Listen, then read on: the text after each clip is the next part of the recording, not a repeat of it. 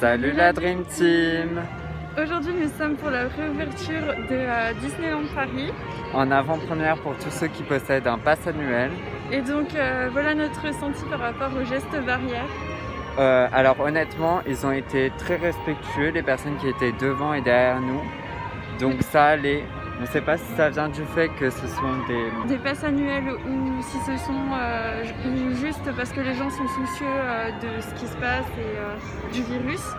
Sinon, je trouve que c'est vrai que c'est très bien fait au niveau des infrastructures. On vous met des paravents dans les files d'attente. Vous avez des distances à respecter avec un marquage au sol. Et quand vous allez voir le temps d'attente des attractions, pour l'instant, ce qu'on a pu remarquer, c'est qu'il fallait diviser le temps par 2. Parce que vu que les files, elles sont beaucoup plus écartées, que vous ne collez pas les gens, tout ça, et ça fait beaucoup de temps de gagner, quoi. Et de temps de gagner, c'est sûr. Par exemple, pour Rush Coaster, on nous avait annoncé 60 minutes de queue, et au final, on en a fait 28 minutes. Ouais. Donc ça va super vite. Et pareil pour Ratatouille, on a fait 15 minutes ou 13 au lieu de 30. Donc voilà, ça va très très vite, il ne faut pas vraiment se fier au temps d'attente. Après, par rapport aux wagons, on est tout seul dans les wagons et ça du coup c'est mieux pour le virus et puis on se sent plus privilégié. Maintenant on va se diriger vers l'autre parc et on vous dit à tout de suite. Là on sort du Big Thunder Mountain. Et c'était super bien, on n'a pas attendu trop longtemps. On a mis environ 20 minutes, c'était assez agréable à faire. Alors en fait, par rapport aux gestes barrières, c'est comme pour Ratatouille ou les autres attractions qu'on a pu faire ce matin, vous avez des paravents dans la file d'attente et des distances à respecter. Et au niveau des wagons, vous avez une rangée sur 2 qui est occupée.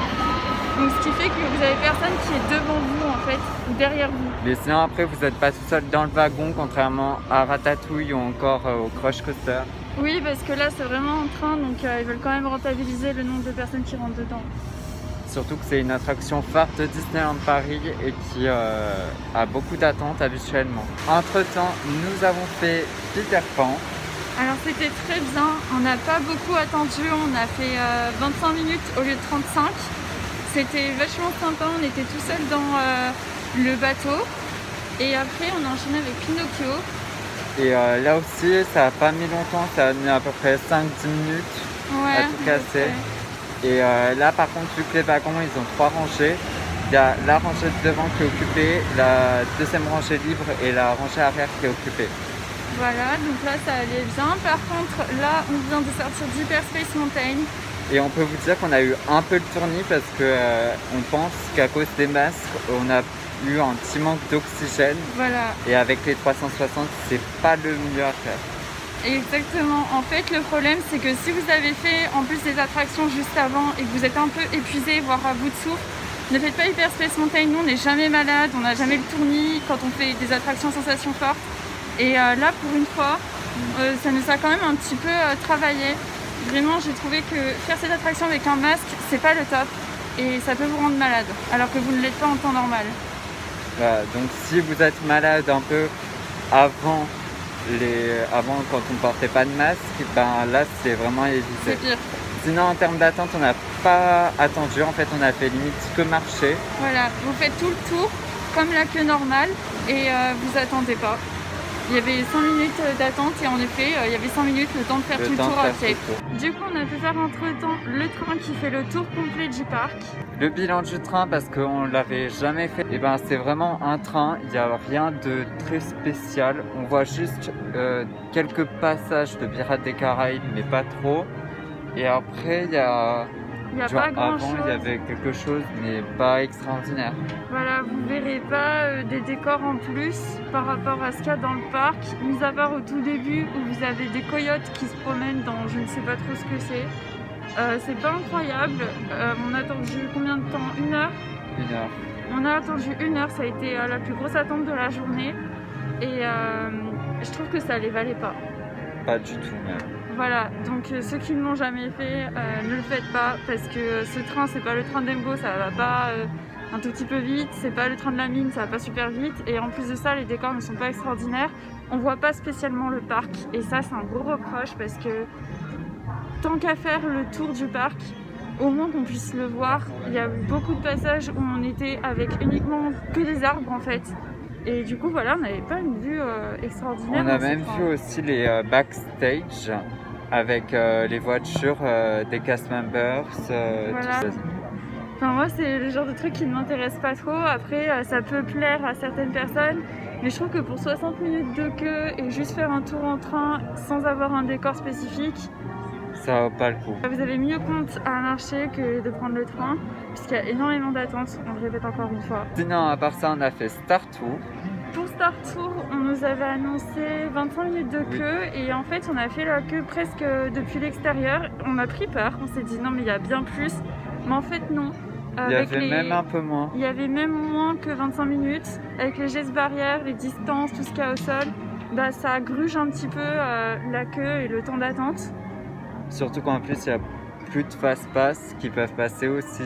Oui, et on a terminé après avec Dumbo The Flying Elephant. Cette attraction, on l'a fait quasiment jamais. Et pourtant, en fait, si on la fait pas souvent, parce qu'il y a une très belle vue sur le parc, c'est parce qu'il y a énormément d'attentes. Il y a au moins 30-35 minutes pour juste faire un tout petit tour. Même pas 5 minutes. Ouais, de même pas 5 minutes pour avoir une vue sur le parc. Et donc là, on est arrivé, on n'a pas attendu très longtemps. On a dû faire 5 minutes de queue alors qu'ils avaient annoncé 15. Et là, j'étais vraiment contente, c'était plutôt agréable à faire. Du coup, on va essayer de vous faire un bilan de cette journée avec tous les gestes barrières et le fait qu'il y ait moins de monde dans le parc.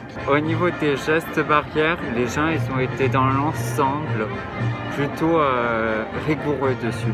Ouais, ils étaient très respectueux, les distances étaient maintenues. Il n'y a rien à dire, c'est très bien géré. On a du gel hydroalcoolique tout le temps, à chaque attraction, que ce soit au début ou à la fin. J'ai trouvé que leur système était plutôt assez simple à suivre et à comprendre. Mais attention à ne pas vous mettre trop de gel hydroalcoolique parce qu'après ça vous abîme la peau. Oui, voilà, ça peut vous abîmer un petit peu la peau, donc essayez d'en mettre quand c'est vraiment nécessaire, que vous avez touché quelque chose. Essayez d'éviter du coup de toucher avec vos mains les barres de sécurité. Sinon, ce qu'on peut leur reprocher, c'est surtout par rapport au fait qu'on est obligé de porter masque toute la journée, même dans les attractions. Et encore, ça ne dérange pas quand on fait des attractions normales, c'est-à-dire qui sont sans trop de sensations. Mais quand vous faites, par exemple, Hyper Space Mountain, bah, comme on vous l'a dit tout à l'heure, ça nous a vraiment fait mal à la tête parce qu'on n'arrivait pas à respirer comme il faut. Oui, il y avait un manque d'oxygène qui se sentait. Voilà, et mine de rien, quand vous manquez d'oxygène, votre cerveau il dit non mais je comprends pas ce qui m'arrive. Déjà on peut faire une attraction à sensation forte, si en plus vous n'arrivez pas à respirer quand il y a des loopings ou des trucs comme ça, bah ouais, c'est plutôt dérangeant et je trouve qu'ils pourraient faire des exceptions pour certaines attractions. Après je sais que c'est difficile de mettre en place tout un système et de désinfecter à chaque fois qu'il y a des gens qui passent dans les wagons, mais du coup on ne prend pas de plaisir à faire des attractions à sensations fortes. Et c'est pour ça notamment que vous allez voir comme quoi il y a beaucoup moins de monde dans les attractions à sensations fortes, surtout à l'Hyper Space Mountain. Oui, là il n'y avait que 5 minutes, il n'y avait pas d'attente. Au début on s'est dit mais pourquoi il n'y a pas d'attente pour les attractions à sensations fortes? Parce que les gens privilégient les attractions où justement ça ne pose pas de problème de respirer avec un masque, et ils ont bien raison. C'est ce qu'il faut faire et c'est ce qu'on vous recommande de faire, surtout si vous avez des problèmes respiratoires ou que vous fumez. Je pense qu'il faut éviter ce genre d'attraction. Cependant, si vous faites Crush Coaster, vu qu'il y a une vitesse qui est assez impressionnante et que vous tournez, là vous aurez assez d'air parce que vous en perdrez même un peu le masque. Ouais, c'est vrai qu'on a failli perdre le masque pour Crush Coaster. Oui, ça allait en fait pour celle-là. Mais voilà, Hyper Space Mountain, non. Indiana Jones, moyennement.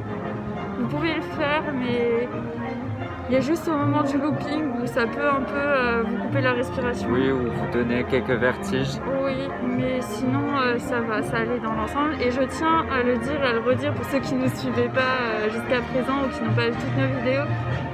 On a vraiment l'habitude de faire des attractions à sensations fortes. Faut pas vous dire que On a eu mal à la tête parce que on n'apprécie pas ce genre d'attraction, pas du tout. On les fait depuis des années et on n'a jamais eu de problème, jamais eu de soucis. Mais le gros point positif, c'est qu'on peut voir le parc comme on ne l'a jamais vu en fait, avec vraiment personne. On avait l'impression d'avoir fait les heures de magie en plus toute la journée et ça, c'est vrai que c'était hyper cool. Mis à part pour le train qui fait le tour du parc, on n'a jamais trop attendu dans les attractions. Même pour le Big Thunder Mountain, alors que vous ne pouvez pas prendre de fast-pass, vous n'avez pas les fils single rider, je vous garantis que vous pouvez quasiment faire tout le parc en une journée.